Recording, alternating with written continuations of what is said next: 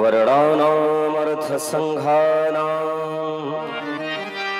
रसानां छन्दसामपि मंगलानां च कर्तारो वन्दे वाणि विनायकौ ध्यानमूलं गुरुमूर्तिः पूजामूलं गुरोर्पदं मन्त्रमूलं गुरोरवाक्यं मोक्षमूलं गुरुकृपा कान्तिः सिता मृषति निन्दतशारदेन्दुर् यत्र एकतो विलसिता मसिताङ्गशोभाम् वृन्दावने विकृतयामुनगाङ्गसङ्गं श्रीराधा मुकुन्दयुगलं तदहं नमामि। वृंदावन सोवन नहीं नंदगाम सौगाम वंशीवट सौवट नहीं श्री राधा कृष्ण सोनाम। आइए 2 मिनट केवल भगवान नाम संकीर्तन करते हुए संक्षिप्त शब्दों में मैं अपने उद्बोधन को आप सभी के सामने समर्पित करूं। केवल 2 मिनट आप सभी मेरे साथ भगवान नाम आश्चर्य राधा राधा राधा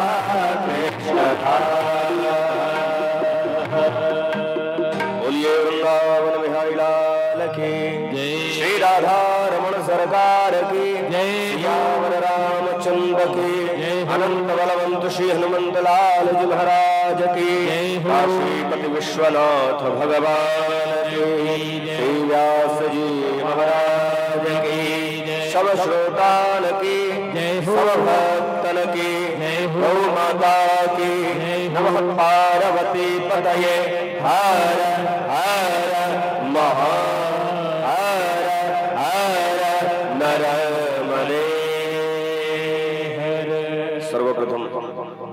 व्यासपीठ पर विराजमान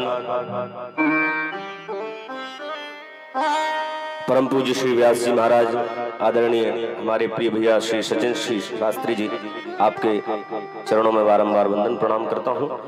मंच पर विराजमान समस्त वैदिक विद्वान आदरणीय व्यास मूर्ति पूज्य बड़े भैया श्री रामदेश शास्त्री जी एवं आदरणीय आचार्य जी एवं हमारे साथ में आदरणीय राजकुमार दुबे जी, वाम भाग में विराजमान समस्त गंधर्वजन श्री ठाकुर जी की अपनी वाणी के द्वारा सेवा कर रहे शिवानंद भैया जी, नंदू भैया जी, आपको भी व्यासपीठ से और यहाँ पर मंचस्थ सभी देवताओं को वंदन करते हुए सामने विराजमान जितने भी श्रोताजन है, समस्त मातृशक्ति भैया बंधु, आप सभी के हृदयस्थ श्री राधा कृष्ण का दर्शन करते हुए आप सभी को भी मैं बारंबार वंदन प्रणाम करता हूँ।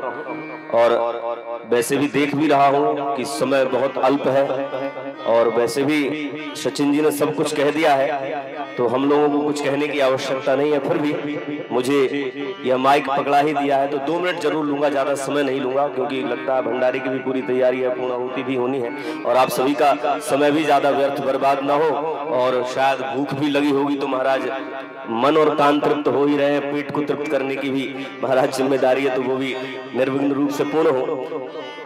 सर्वप्रथम मैं निवेदन यही करूं, कथा तो आपने खूब सुन डाली भैया, 6 दिन से बोल भी रहे हैं, और आप हालांकि बहुत अच्छे क्षेत्र में आपका जन्म हुआ है, आपका यह जो क्षेत्र है यह विद्वानों की भूमि रहा है।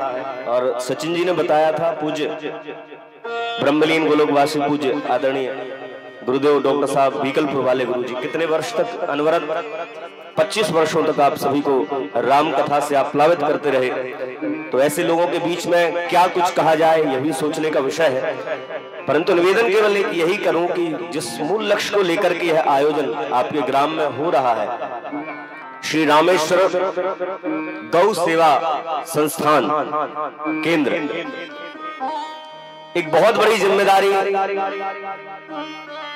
आपके गांव के लिए। मैं निवेदन करूं, आज मेरे सामने जो बुजुर्ग लोग बैठे हैं, यदि गलत ना कह रहा हूं तो मेरी बात का समर्थन करिएगा। आज से 25-30 वर्ष पहले जब आप अपने बेटे या बेटी का संबंध करते थे, तो पुराने समय में जो पुराने बुजुर्ग होते थे वो 2-3 चीजों का विशेष ध्यान रखते थे। एक, सबसे पहले ध्यान दिया जाता था कि परिवार के लोग संस्कारी हैं कि नहीं है। उसके बाद दूसरा ध्यान दिया जाता था कि इस घर में गौधन कितना है। गलत तो नहीं कह रहा हूं मैं, ये दूसरा ध्यान दिया जाता था संबंध करने के पहले। और जिस घर में जिस परिवार में गौधन की प्रचुरता होती थी, पुराने समय के लोग निसंकोच उस घर में अपने घर के बेटे या बिटिया को ब्याह देते थे। परंतु आज वर्तमान में इतनी विषम परिस्थिति है, हमारे धर्म का अभिन्न अंग है गौ माता, गावो विश्वस्य मातरः।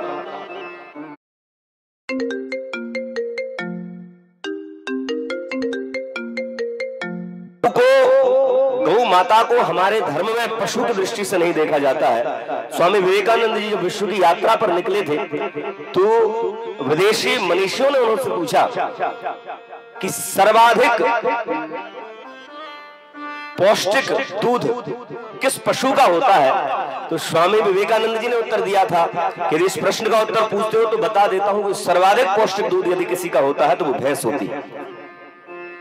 तो उन विदेशी मनीषियों ने, विचारकों ने पूछा कि हम लोगों ने तो कुछ और सुना था कि आप तो सर्वाधिक गाय को ही मानते हैं और उसके दूध की विशेषता बताते हैं। तो स्वामी विवेकानंद जी कहते हैं, जैसा प्रश्न आपने पूछा था मैंने वैसा उत्तर दिया।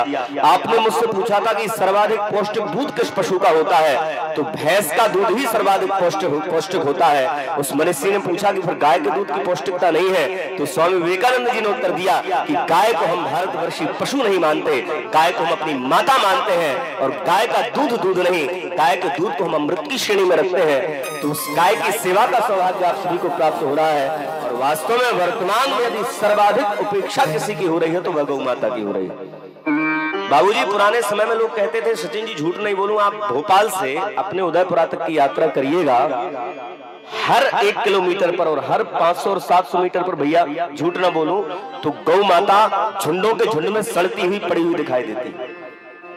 पुराने समय में एक मुहावरा कहा जाता था कि कुत्ते की मौत मारे जाओगे, क्योंकि यात्रा करते समय रास्ते पर कुत्ता हुआ मरा पड़ा हुआ मिलता था।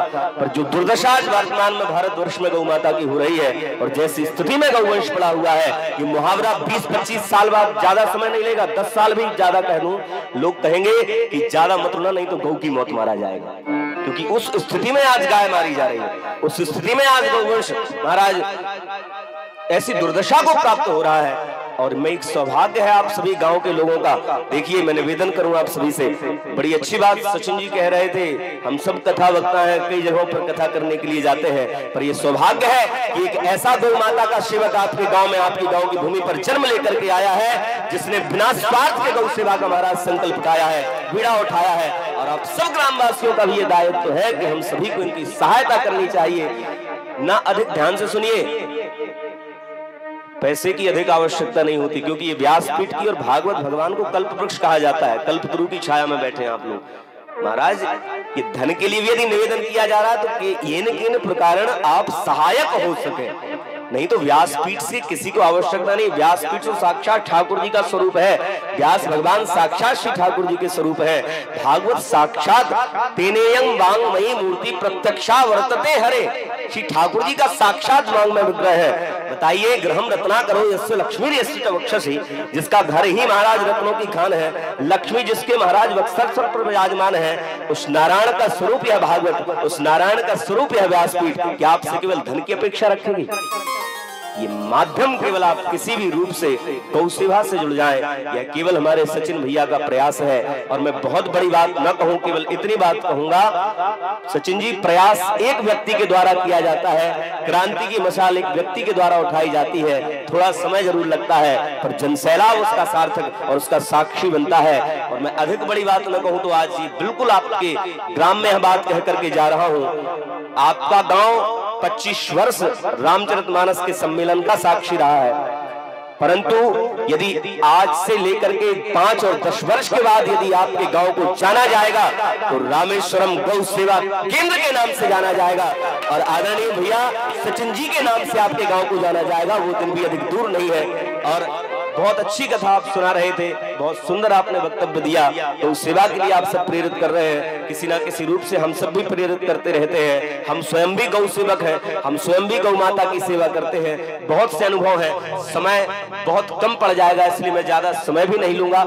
आप सभी को भी देख रहा हूं बैठे हुए, केवल इन्हीं शब्दों के साथ आप सभी ऐसे महापुरुष के समीप बैठे हैं और जो आपको गौ सेवा से जोड़ रहे हैं, तो आपका भी दायित्व बनता है कि किसी यदि एक व्यक्ति ने प्रयास किया तो आप उनके प्रयास को सार्थक करें, पूर्ण करें। ऐसी मेरी प्रार्थना आप समस्त ग्रामवासियों से केवल यही है। और बात सत्य है, गौ सेवा हमारे श्री ठाकुर जी ने करी। जो व्यक्ति जीवन में गौ सेवा करे वो स्वार्थ से करे या निस्वार्थ भाव से करे, श्री ठाकुर जी की कृपा अवश्य में उस व्यक्ति को प्राप्त होती है। तो श्री ठाकुर जी की कृपा प्राप्त करो आप सभी के जीवन में, धर्म की कृपा बनी रहे, ऐसे ही धार्मिकता बनी रहे, ऐसे व्यास महापुरुषों की कृपा बनी रहे। मेरी केवल आप सभी के लिए यही श्री ठाकुर जी से प्रार्थना है। और आपका संकल्प अवश्य पूर्ण हो, उसमें कोई संशय नहीं, और वो निश्चित ही होगा, क्योंकि आपका जो निस्वार्थ भाव है वही निस्वार्थ भाव आपके संकल्प को पूर्ण करेगा। ऐसी वाणी के साथ खूब खूब शुभकामनाएं, खूब खूब साधुवाद, हरि कृपा सदैव बनी रहे, मेरा केवल यही आपके लिए भाव है। आप सभी को बारंबार प्रणाम करते हुए अपनी वाणी को श्री ठाकुर जी के चरणों में समर्पित करो। एक बार सभी मेरे साथ भाव से श्री ठाकुर ठाकुरानी का दर्शन करते हुए, चिंतन करते हुए जयकारा लगाएं। बोलिए श्री वृंदावन बिहारी लाल की जय, राधा कृष्ण भगवान की जय, नर्मदा महाराज